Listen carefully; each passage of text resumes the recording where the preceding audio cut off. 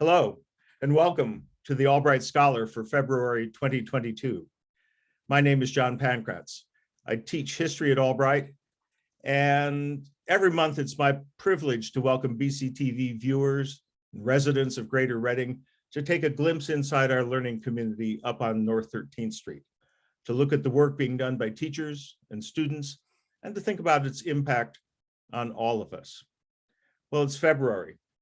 The spring semester is well begun. Students are already overburdened, and faculty as well have lots to do.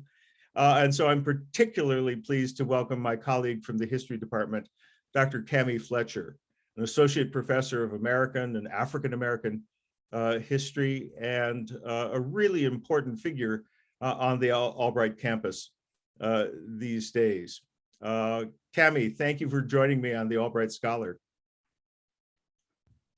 Thank you so much for having me, John. Appreciate it. Great, great. And here we're recording this, I should say, on Super Bowl Sunday. So it just shows you how serious we are about our work. Absolutely. Cami, I know that you are really an internationally recognized scholar in an area of history that probably should concern us all. That is the history of death and deathways. It's going to happen to all of us, and how we're sent out of this world into another is a very interesting process. And you've been writing and researching and leading groups of international scholars in studying the varying deathways that cultures have practiced, and in particular, your work on African American deathways. Yes. So let's talk more about it. Go ahead. How did you get interested in that topic as one for intensive, in-depth research? Yeah, during graduate school, my advisor alerted me to an opportunity, right, where I could aid what's Mount Auburn Cemetery in Baltimore. The folks who had owned it now, which was the owners of Afro newspaper, this very old Black newspaper in Baltimore, that they wanted to restore it and preserve it. And it was really in disarray. So this was, over a decade ago. And I thought, a cemetery, do I want to get involved in this? I don't want to dishonor the dead, being from the South. I don't know anybody there. But as soon as I got involved with this was much more than about studying dead people or any type of cemetery enthusiast. That was not the work. This was a serious understanding of 19th century Black history through the lens of records that the cemetery kept that just were not created anywhere else, right? I mean, this was really that subaltern history where I had hundreds of Black people, just that demographic information and being able to see the shifts and changes in citizenship, wealth building, autonomy, literally city building. It just popped right out at me. And so, yeah, once I got involved in that, I decided to write my dissertation as a very place-based history on this cemetery, but how it really shifted and changed with 19th century and early 20th century Black Baltimore, if you will. Yeah. Black cemeteries are hugely important places because they're very important to the people who have been buried there and to the families around them. And as important institutions, usually they're also separate institutions because Black people are not included in white burying grounds. And so they're a record not only of slavery, but of discrimination in the world that follows that. And yet they have often been subject to zoning changes and city development and that sort of thing, and have not always survived in good shape and have not always been maintained. So it's a real challenge to both understand them as institutions and then learn from them. And that's the thing, because this is the American narrative. Yeah. When I tell people that I study Mount Auburn, they automatically think Cambridge, right? That is the first rural garden cemetery, 1832.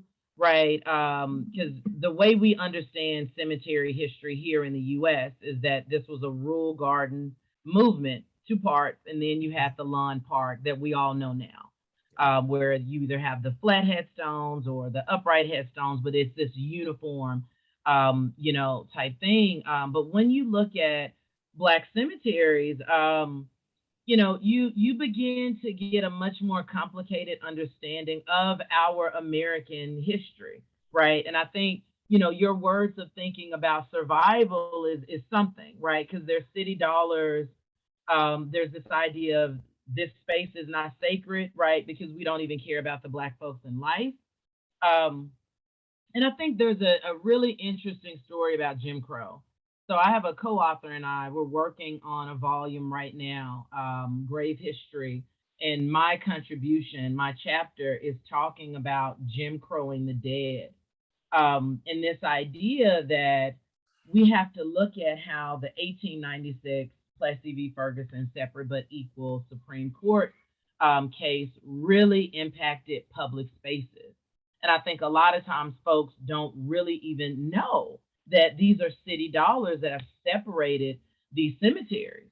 And I thought my latest one was like 94 in Louisiana, where there was literally this call of separation. But that all changed earlier last year in January, when again in Louisiana, this widow went to try to bury her deceased husband, who was on the police force, or he was a sheriff's deputy. Mhm. And the person at the cemetery said, we don't bury Blacks or Negroes, and she was 80 years old, and so they put it on her age. But it was right there in their bylaws that you couldn't have African blood, or you have to be Caucasian. And so that's where it went. That's what happened. You saw that before 1896. Like, there's cases that I've looked at, where a person could have buried their loved ones. And there's one I'm thinking about. I can't remember his name. I know he's from Georgia. And then when his wife dies after 1896, she can't even be buried with some children that they had that died. So just followed that narrative. It is very similar to with housing, that serious separation. And you have to ask yourself, do corpses have a race? But it's about the living. Yeah. And the biggest case was Poindexter Williams in Florida, St. Pierce, Florida. Mhm. And it was different.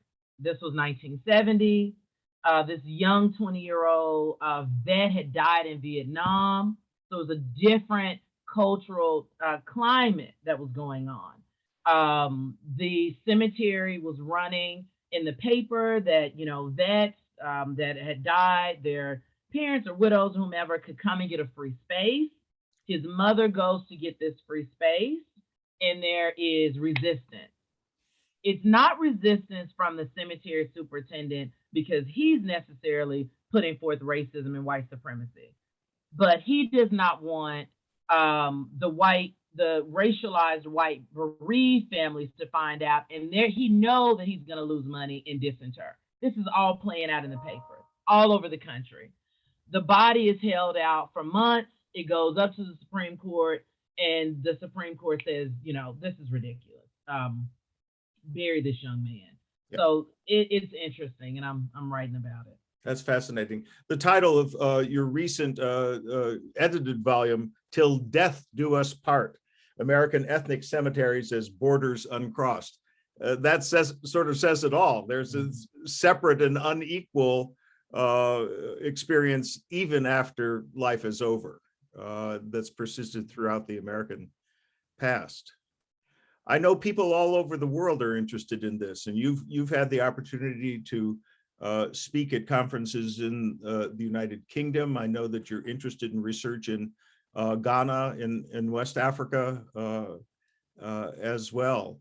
There's kind of a movement to just interrogate how different societies have commemorated their dead. That must be enriching for you to have that international interest.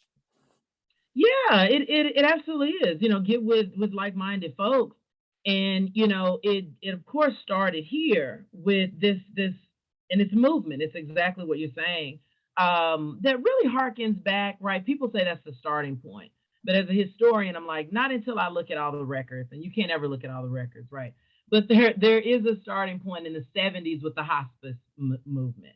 Mhm. Kubler-Ross, now this other man escapes me, but it's on death, Becker, Ernest Becker, on death and dying, but Kubler-Ross, the stages of grief, right? And that's really where we get the hospice movement, right?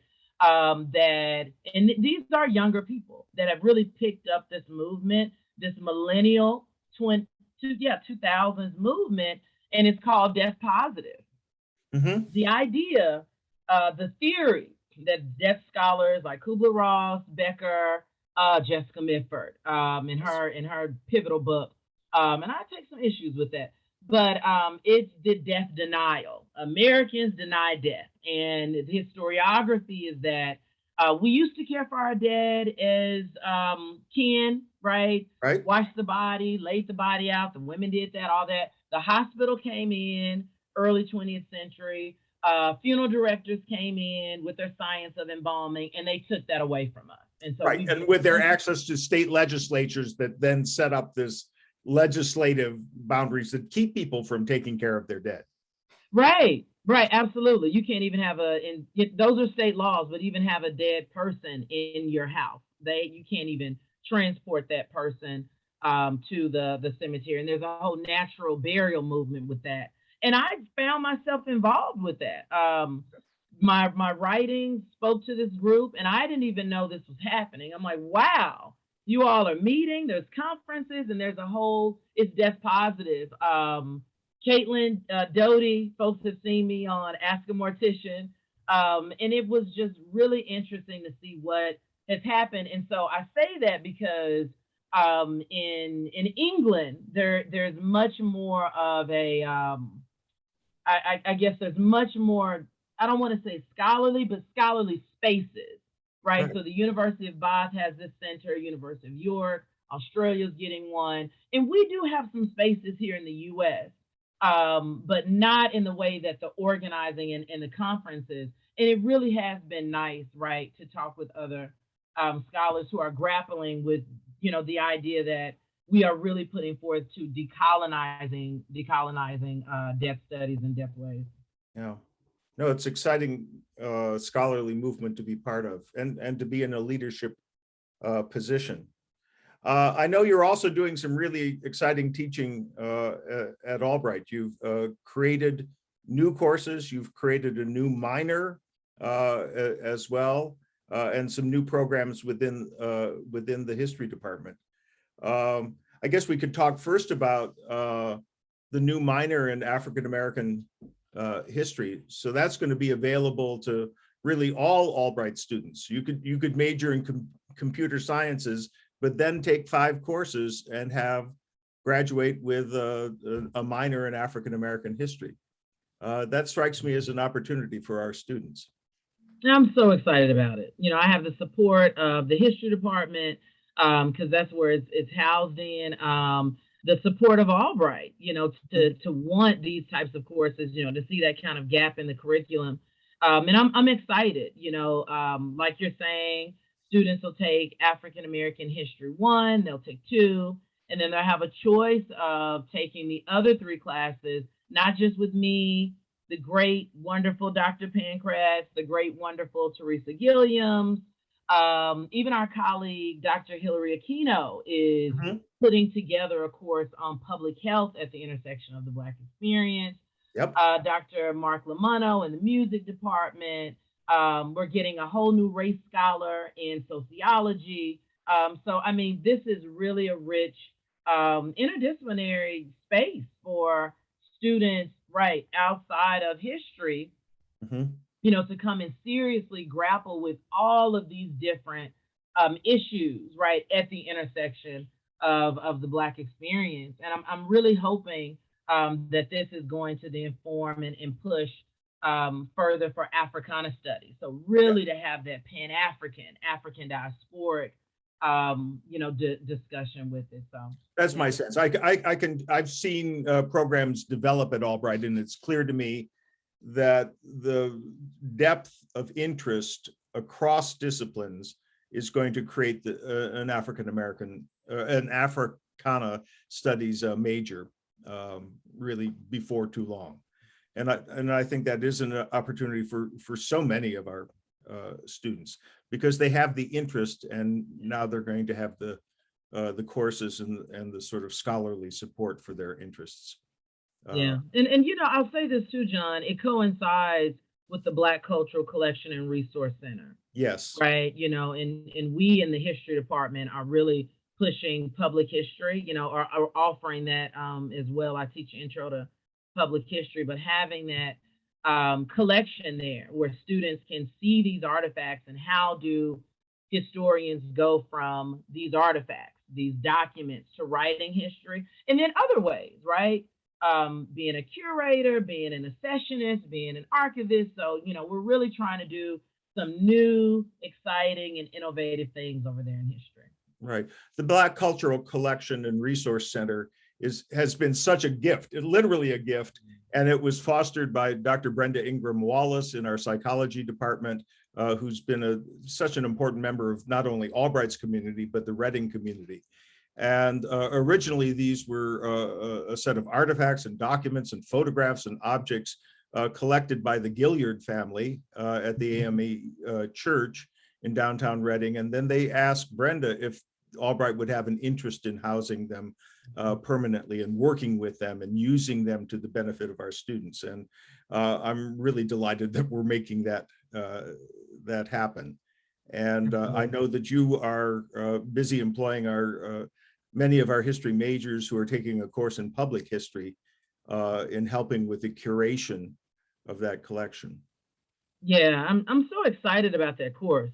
This is the first time I've ever just truly taught a course on public history. I use experiential learning all the time in my Right. courses, but just getting them to think about what is it? What is public history? And I have one student already saying, "Oh, I want to know what I can do with history." I'm like, "Well, you're in the right place." And then having at the end of the semester using the Freedmen's Galleries resources, right? So David Tanner and all of those folks on staff are going to help us look at the African mask, because we're already going to be doing that, and literally put up an exhibition at Albright somewhere. So that is going to happen, and have a whole leaflet or some kind of takeaway that folks can go and take away and learn about, mask making in certain areas in Africa. So excited about this exhibition. Oh, how fabulous. And students will actually be doing the research on these objects and writing up the museum labels and that sort of thing. So that whole process of curating an exhibit. Well, start to finish. That's a wonderful partnership, because of course the Freedman Gallery is such an Albright treasure, and there's so much expertise there in presenting art and culture to the broader Reading public, and that's been going on for more than 40 years, as we know. How great, how great. Now, Cami, I know that you're also taking students on some field trips. You've been all of us have done a good deal of hybrid and online teaching out of necessity over the last 2 years. You actually like that kind of teaching and are pretty practiced at it. But then you're going to do a few hands-on things as well. I know that you're traveling in the month of April. Is that right? Yeah, absolutely. I like to meet students where they are. And I think this pandemic has shown us to be as flexible, and as accessible as we can be. Teaching online is something that I've been doing since over a decade. And it's not just about I'm online teaching. There's other things that I try to do to engage with the students. But I mean, I know that we all know that the face-to-face is incomparable. You can read the room and you can put forth energy. As much as I try my energy to go through the screen, it's being blocked, right now. So yeah, the experiential learning is so purposeful for me. I believe in pushing beyond the borders of the classroom. I just really do. And I want students to understand that there's different sources of knowledge. So yes, it's me standing up here. Yes, it's the textbook, but let's go into the field and see who knows what, So in my African American History 1 course, we're spending a good deal talking about free Blacks, the institution of slavery, because we're in Pennsylvania. So I've switched that class around like we all do, but I've switched it around so that students are really being taught where they are. And I have helped to get together a field trip to the Dennis Farm. That's about 2 hours north of where we are. And this is a farm that has been owned and operated by freed Black people for 200 years. For 200 years. And when I found that out, I said, okay, Yeah. we're going to read about it. We're going to read some stuff because I want them to understand, what does it mean to be free? Yes, Pennsylvania outlawed slavery late 1700s. Got it. But slavery is still going on all around them. What does that mean? And what does that mean to these freed Black folks? And then go up there, because like I said, the descendants still own it. And that's just fascinating to me as we think about this American narrative. And so we're going there. Intergenerational land ownership. Right. Not right. that common. Absolutely. Absolutely. That is it. That is it. And I want students to be able to, there's something about standing a place, using all of your senses. And we're going to do that. So I'm excited to do that in April. How great. I'm friends with your bus driver, so I might have to hitch a ride, come with you as well. You're welcome anytime. Thank you. Thank you. Now, Cami, you've also had a big impact on the Albright campus as the co-lead of SiteSee, which is the Committee for an Inclusive, Thriving, and Equitable Community. These are key goals, core goals of the Albright community. And this has been a very, very active committee. Right now, we're in the middle of Black History Month. Maybe we need several Black History years to do some catching up. And I think that's one of the lessons for our discipline going forward. But I know SiteSee has organized some very worthwhile conferences, some in person, a lot of them, again, taking advantage of scholars in different locations to meet with students online. I've attended at least 2 of them so far this month, and really enjoyed them. One on Afrofuturism, and the other of the impact of the COVID pandemic on the African American community as well. And this included major scholars from really all over meeting with us and addressing our students.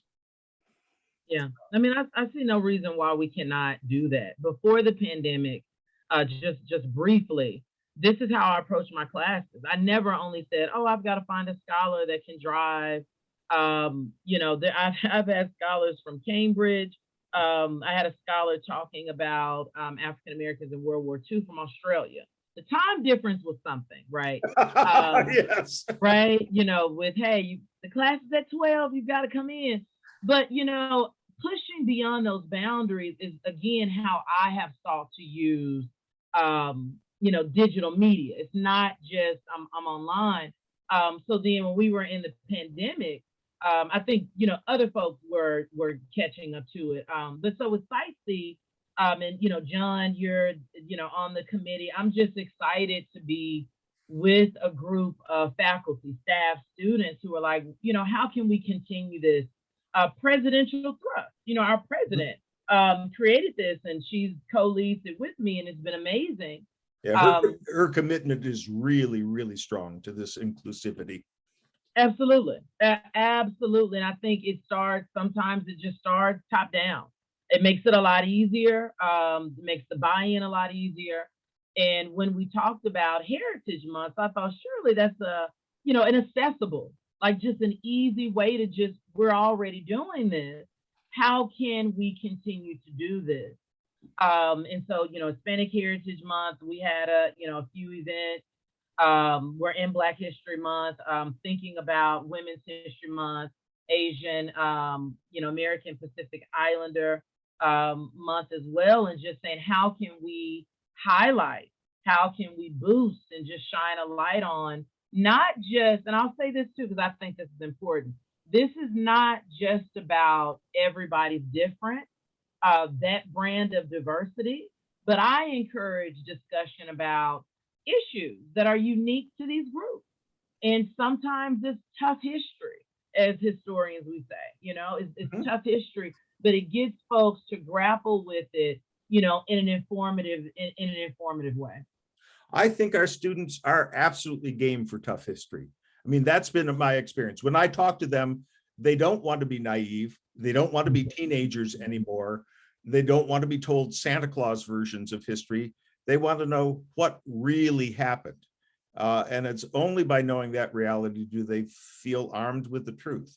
And so I've discovered just so much appetite.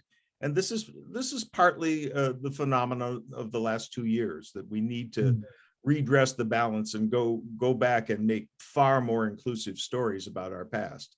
But I think students approach it as finding out the truth and having a bigger picture and a bigger story and multiple stories about the Mhm. past. Some of our students are going on to be teachers, and I think they want to be able to do a more honest job than their own high school teachers were able to do sometimes, if I can say That's that. so true. That has been my experience since I've gotten here in 2019, and that's one of the things that I love about Albright. I love the students. They're not backing down. They're not shying away. I really love, because I mean that's where I am. What folks may consider tough history, and I love learning from them. Yeah. I absolutely love it. I know, and I know we're running short on time, but I know another wonderful engagement you've had with students is through the African American Women's Leadership Yeah. group, and of course we have a lot of wonderful leaders in that community. So Yeah, BWLA, the acronym, Black Women's Leadership Association, they're phenomenal. And that's still an understatement. It's about 14 of them on the executive board. Deborah, her last name I am forgetting, but Deborah started this. last year, And to start something as a graduating senior and not know that you won't even, be able to be president for 1 year says so much about the dedication that these young ladies have. I'm the faculty advisor. Leonette Stoker is also an advisor, and Sean, who's an alumnus, is the third advisor. And we are just amazed. They come to us and with just full plates. This is what yep. we're gonna do. We're gonna do it this way. Here's the logistics. What do you think? Excellent. Tell me when to be there. Tell me the time. I made one suggestion about going to the National Museum of African American History and Culture this month, and they just ran with it. So Great, we're going. And I great. just got the ticket. That was my only, contribution. And I love those ladies. I That's really, really fabulous. do. That's fabulous. Many good things, many important things happening. So we have run to the end of our half hour together, but we'll look forward to seeing you around on a frequent basis and continuing our mutual education. Thank you all so much. Thank you so much, John, for having me. I really appreciate it. Feel free to reach out, who's ever watching this. Feel free to reach out to me on Twitter, Cami Fletcher 36. I'm what you call a Twitter historian. And feel free to email me, kfletcher@albright.edu. Perfect, perfect. Thank you so much. Thank you as well for joining us on today's program. We'll see you in another month on another edition of the Albright Scholar. So long.